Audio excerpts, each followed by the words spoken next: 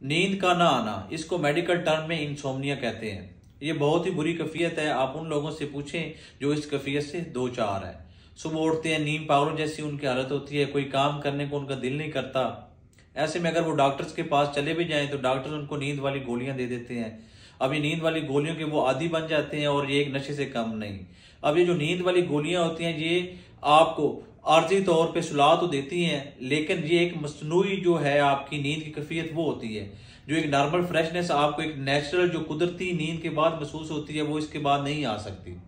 अब मैं आपको बताता चलूं कि हमारे जिस्म में एक केमिकल प्रोड्यूस हो रहा है जिसे मेलाटोनिन कहते हैं, जो आपका जो कुदरती नींद है वो लाने का सबब बनता है। अब वो कौन सी वजूहात हैं जिनकी वजह से इसकी प्रोडक्शन कम हो जाती है और नींद ना आने का सबब बनती है? जो सबसे पहली वजह है, आजकल मोबाइल और लैपटॉप का बहुत ज्यादा इस्तेमाल है।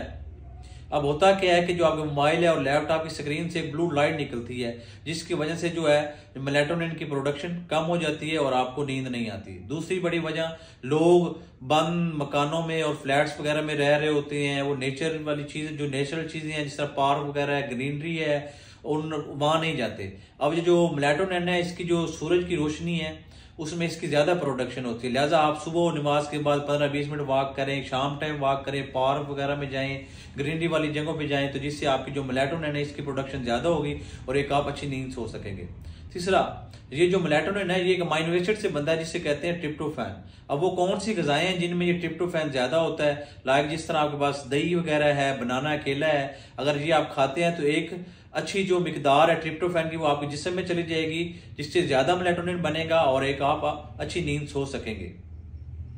और जो आखिरी बात है जो हमारे नबी सल्लल्लाहु अलैहि वसल्लम ने हमें बताई है कि जब भी आपने सोना है अपना बिस्तर को अच्छी तरह झाड़ें, सोने की दुआ पढ़ें और अल्लाह का जिक्र करें। मुझे उम्मीद है कि आप इन सारी चीजों पे एक दफा अमल करके देखें तो आप एक अच्छी नींद सो सकेंगे और ये जो मसनूई ख्वाब और दवाइयां हैं इनसे आप अपनी जान छुड़ा